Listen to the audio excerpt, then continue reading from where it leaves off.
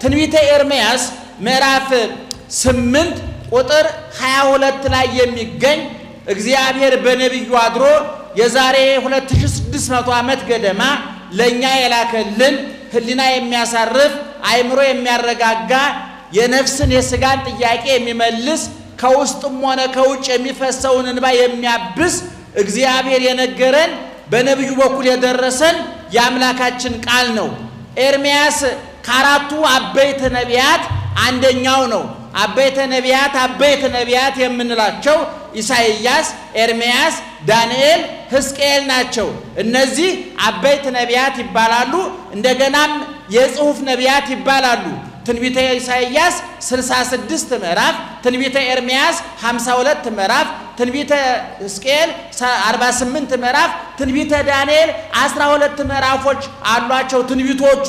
በጥቅሉ እነዚህ ነቢያት ስጋትን፣ ተስፋን፣ ሙርኮን፣ መመለስን የብሉይ ኪዳንን ከአዲስ በብሉይ ኪዳን ውስጥ ነው።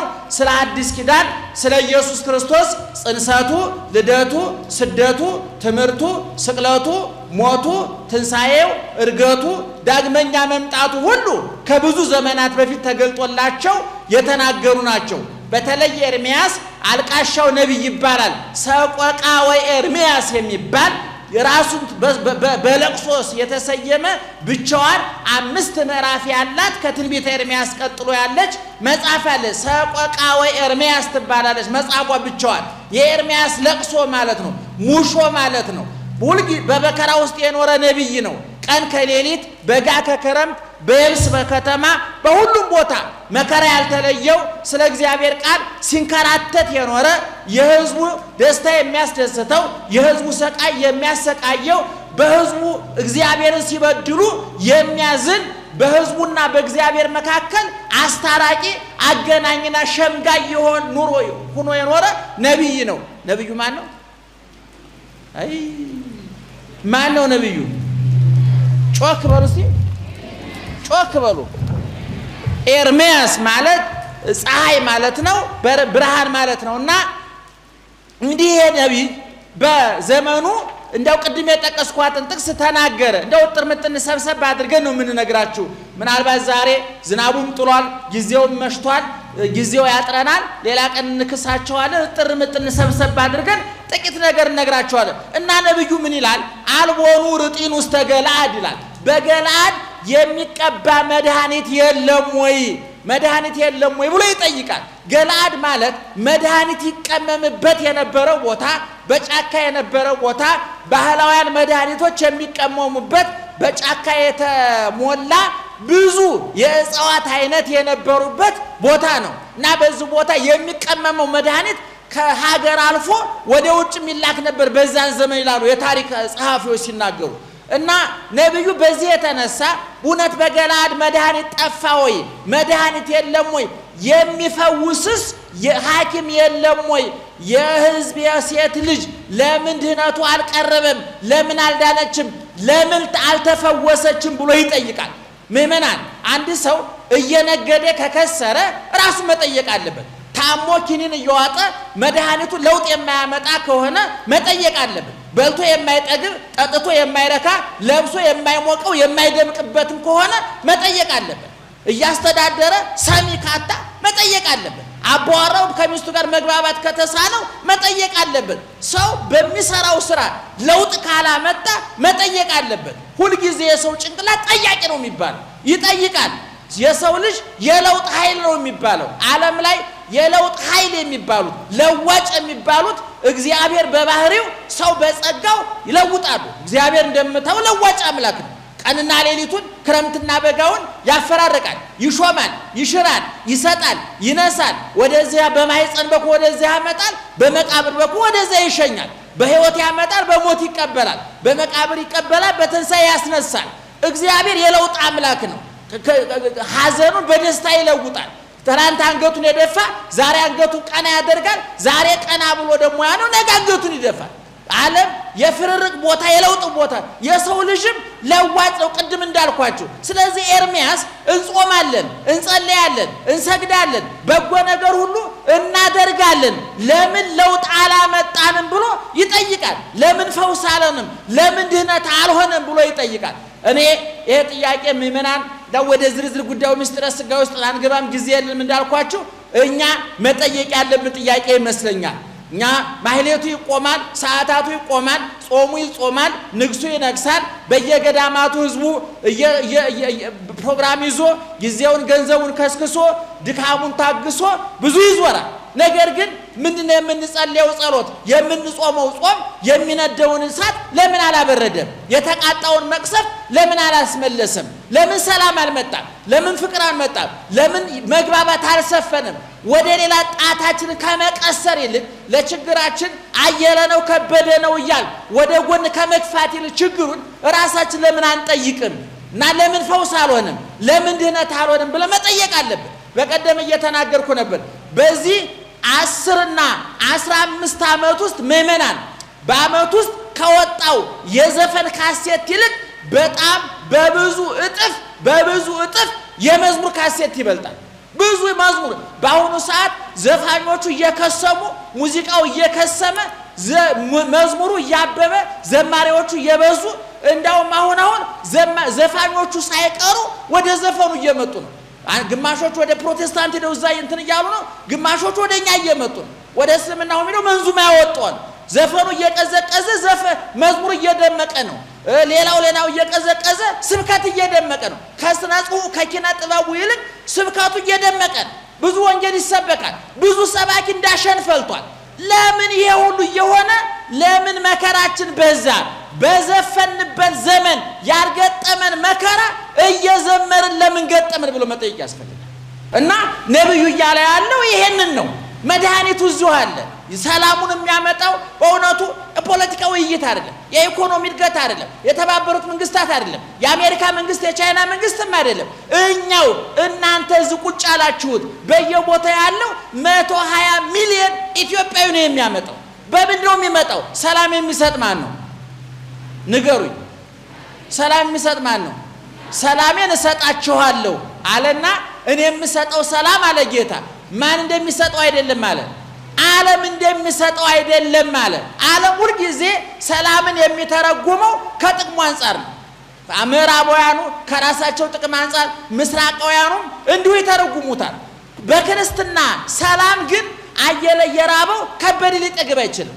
አየለ እንቅልፋቶ እያደረ አየለ ለጥ ብሎ ሊተኛ አይችልም። ዮሐንስ አፈወርቅ ጎረቤት ቤት እየነደደ አንተ ልትተኛ አትችልም፣ ጎረቤትን ስለምትወደው አይደለም፣ የጎረቤት እሳት ላንተ ስለሚተርፍ ነው ይላል።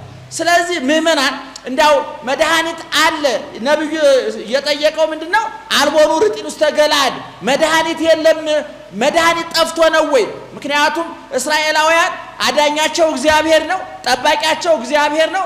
እግዚአብሔርን ትተው ወደ ጣዖት አዘነበሉ፣ ወደ አሕዛብ ጣዖት አዘነበሉ። እግዚአብሔር በዝናብ አብቅሎ በፀሐይ አብስሎ ክረምቱን በጋውን ባርኮ ምድሪቱን ባርኮ ማርና ወተት የምታፈስ ነፃነት የሰፈነባት መሬቷ የተባረከ በነፃነት የሚኖሩባት ሀገር ሰጥቷቸው ሳለ ይሄ ሁሉ በጎ ነገር ያደረገ እግዚአብሔርን ትተው ወደ ጣዖት ሄዱ። በእውነት እናንተ ወደ ጣዖት ሄዳችሁት እግዚአብሔር ስራ አቁሟል ወይ?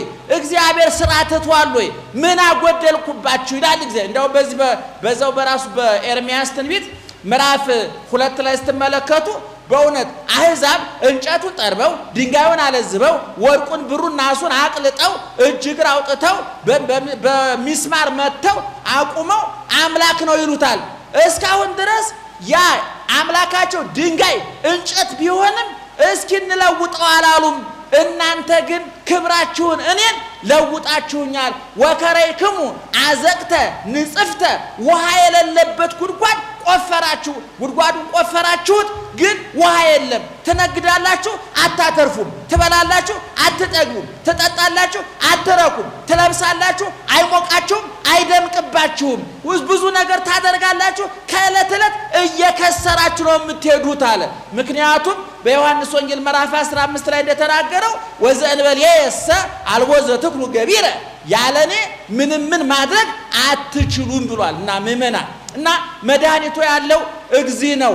መድኃኒቱ ንስሐ ነው፣ ይቅርታ ነው።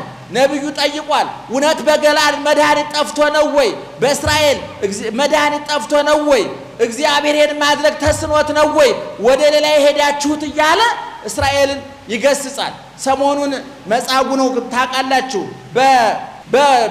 በቤተ ሳይዳ በዛ በጸበሉ ቦታ 38 ዓመት ሙሉ መድኃኒት ጸበሉን እየጠበቀ የነበረ በሽተኛ እንዳለ ተመራቸዋል አይደል ስንት ዓመት ጠበቀ 38 ዓመት ሙሉ ጸበሉን አይናይኑ ባይኑ ጸበሉ አይናይኑን እያየ ጸበሉን እያየ እሱ አይኑ እያየ ሽባ ሲተረተር እውር ሲበራ ለምጻም ሲነጻ ወገቡ የጎበጠ ሆዱ በበሽታ የተነፋ ሰውነቱ በለምጽ የተሽጎረጎረ የተለያየ በሽታ ያለባቸው ሰዎች እየተፈወሱ ሲሄዱ ያያል ይሄ ሰውዬ 38 ዓመት ሙሉ እዛ ቦታ ጠበቀ በመጠበቁ ምክንያት በ38ኛ ዓመቱ እግዚአብሔር ወደዛ ቦታ መጣ ያ ቤተሰብ የረሳው ራሱንም ጭምር የረሳ ከሞት ይልቅ ከህይወት ይልቅ ለሞት የቀረበ ከመኖር ይልቅ ላለመኖር የቀረበ ቤተሰብ የረሳው ጊዜ ዘመድ የረሳው ማህበረሰቡ ከኑሮ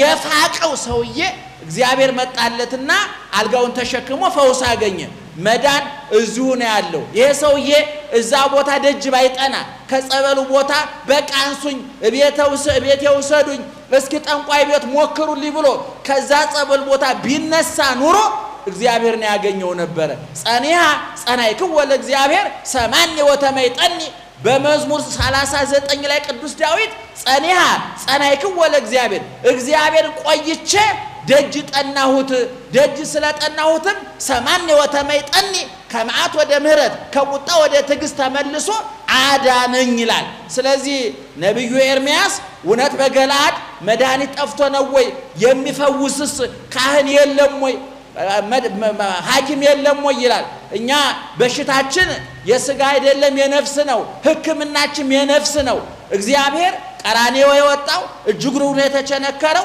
በጦር የተወጋው በችራብ የተገረፈው በጥፊ የተመታው ሐሞትና ኮምጣጤ የጠጣው የሻክል የተደፋበት ተጠማው ብሎ ወደ መቃብር የወረደ የተገነዘው የተቀበረው የተነሳው ያረገው ዳግመኛ መጥቶ ወደ መንግስቱ ሊጠቀልለን ጊዜ ቀጠሮ የሰጠን የሥጋ የነፍሳችንን ደዌ ለመፈወስ ነው ቅዱስ ዳዊት በመዝሙር 142 ቁጥር 6 ላይ ነፍሴኒ ከመምድረበብ ጸማተከ ይላል ነፍስ ያማታል ይርባታል ይጠማታል ይበርዳታል ትራቆታለች ብቸኝነትም ይሰማታል የነፍስን ውሃጥም የሚቆርጥላት ቀራንዮ የፈሰሰው የክርስቶስ ደም ነው የነፍስን ረሃብ የሚሞላላት ቀራንዮ የተቆረሰው የክርስቶስ ሥጋ ነው የነፍስን ራቁትነት የሚሸፍንላት ቀራንዮ ላይ ራቁቱን የተሰቀለው ኢየሱስ ክርስቶስ ነው ስለዚህ መድኃኒታችን የለም ወይ ብሎ ነብዩ ጠይቆ ነበር እኛ ደግሞ መልሳችን አለ ሐኪማችን እግዚአብሔር ነው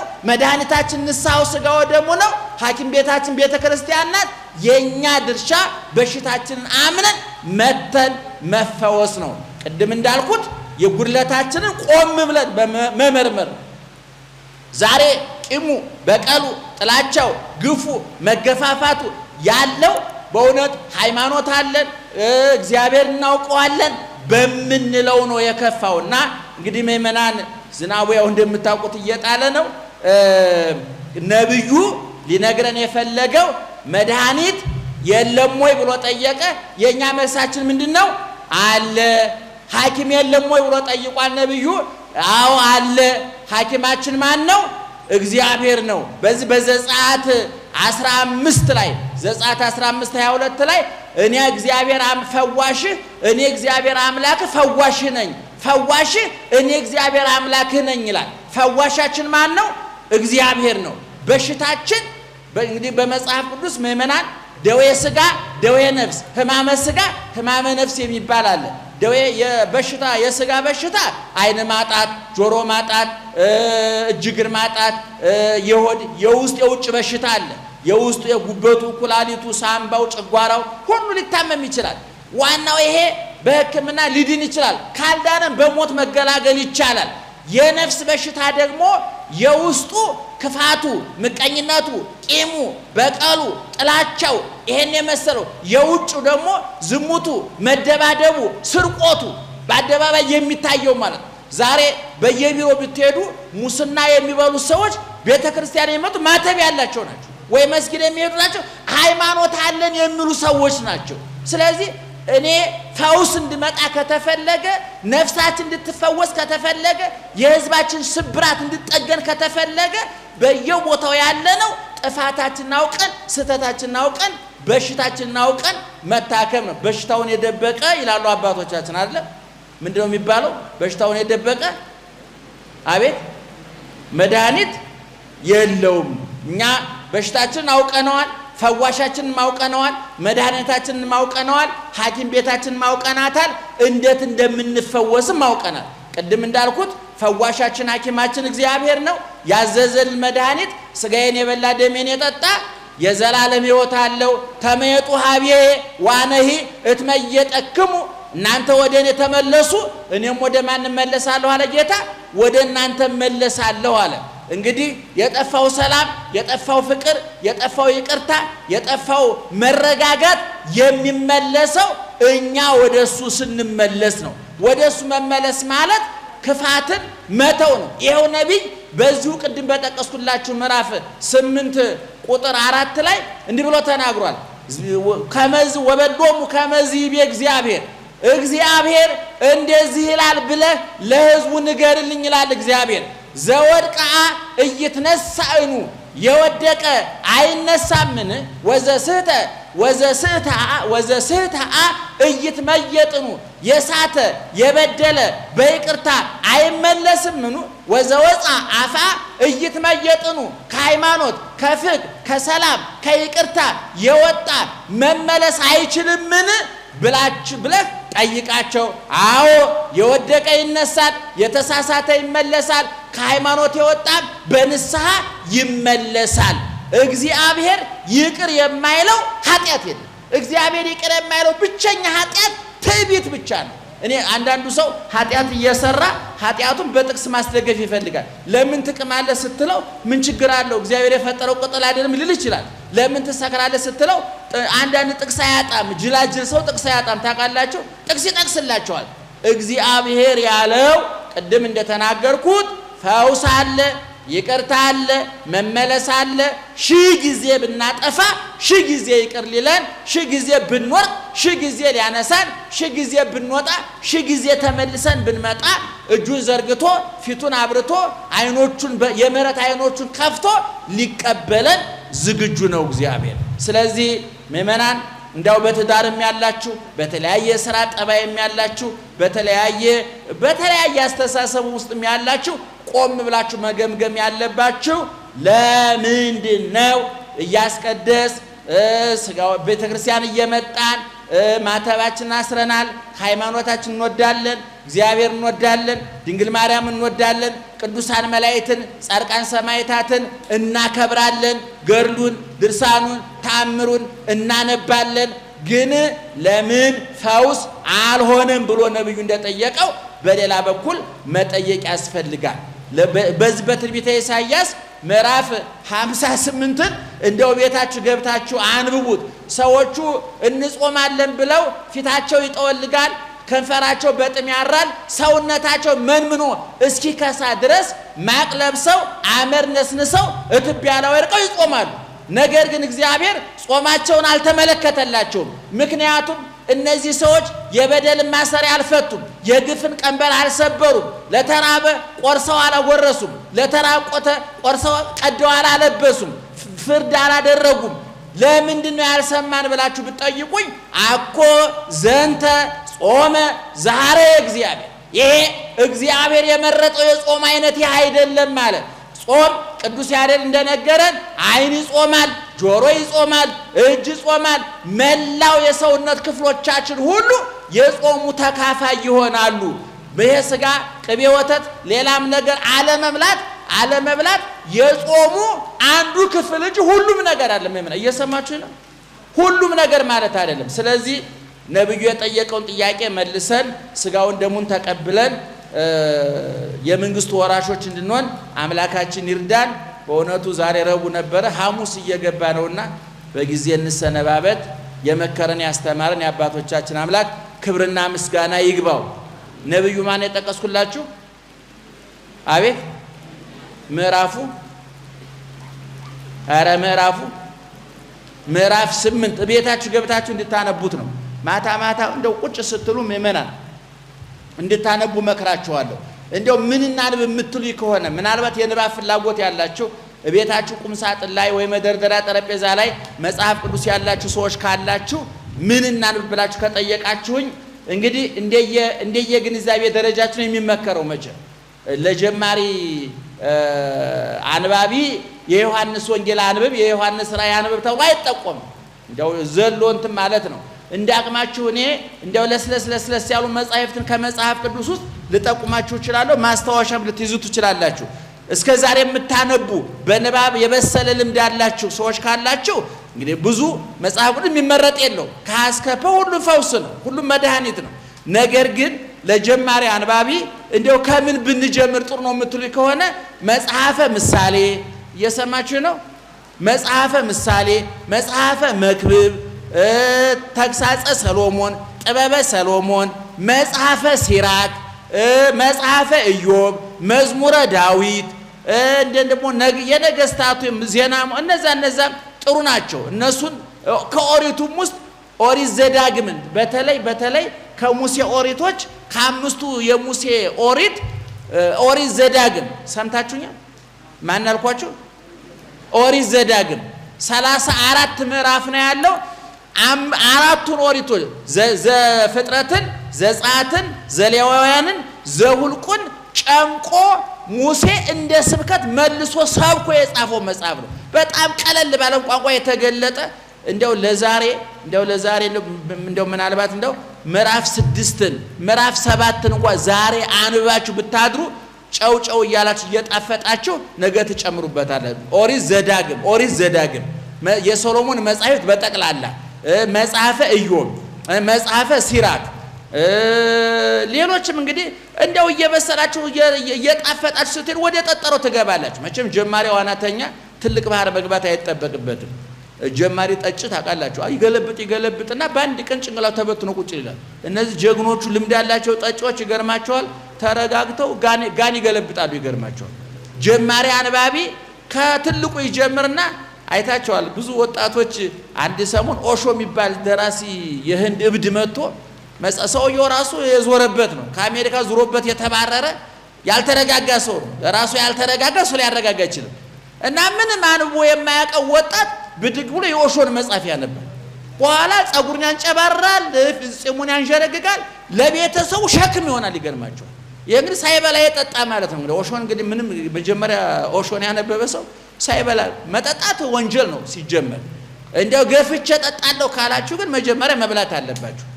ምክንያቱም እንግዲህ እነዚህ አንብቡ ለማለት ነው።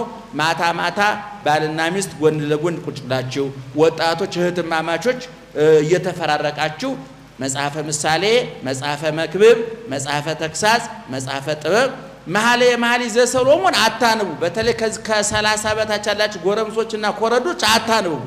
የበቃ ሰው ነው እሱን የሚያነበው። ምክንያቱም እዛ ላይ ሰሎሞን በቃም ትልቅ ንጉሥ ስለሆነ እግዚአብሔርን በሙሽራ ቤተክርስቲያንን በሙሽሪት የሙሽሪትን አካል ደግሞ በብሉይ በሐዲስ እየመሰለ አይኖችሽ፣ ጥርሶችሽ፣ ጡቶችሽ ይላል። ጡቶችሽ ሲባል ወጣቱ ሴት ደረት ላይ ያለው ሊታየው ይችላል። ሰሎሞን ግን ጡቶችሽ ያለው ብሉይን፣ ሐዲሱን፣ ጽላተ ኦሪቱን፣ ትእዛዛተ ኦሪቱን ነው። ወይን፣ ወተት፣ ማር ይላል። ያ ወይን የተባለው የክርስቶስ ደም፣ ወተት የተባለችው ወንጌል፣ ማር የተባለችው ኦሪት ናት። ክርስቶስን በሙሽራ እየመሰለ ቤተክርስቲያን በሙሽሪት እየመሰለ ጽፏል። ብዙ ሰዎች ለሴትና ለወንድ ለጎረምሳና ለሴት የተጻፈ እየመሰላቸው ዓለማውያኑ ሲዛክሩ እናያለን። እና ስለዚህ መኃልየን ተረጋግታችሁ ታነቡታላችሁ። ለጊዜው ታገሱ። መጽሐፈ ምን ጠቆምኳችሁ? እስኪ የጠቆምኳችሁ ንገሩኝ እስኪ። አቤት ደህና ደሩሽ ተጠቋቆሙ ዘወረስ በሳችሁ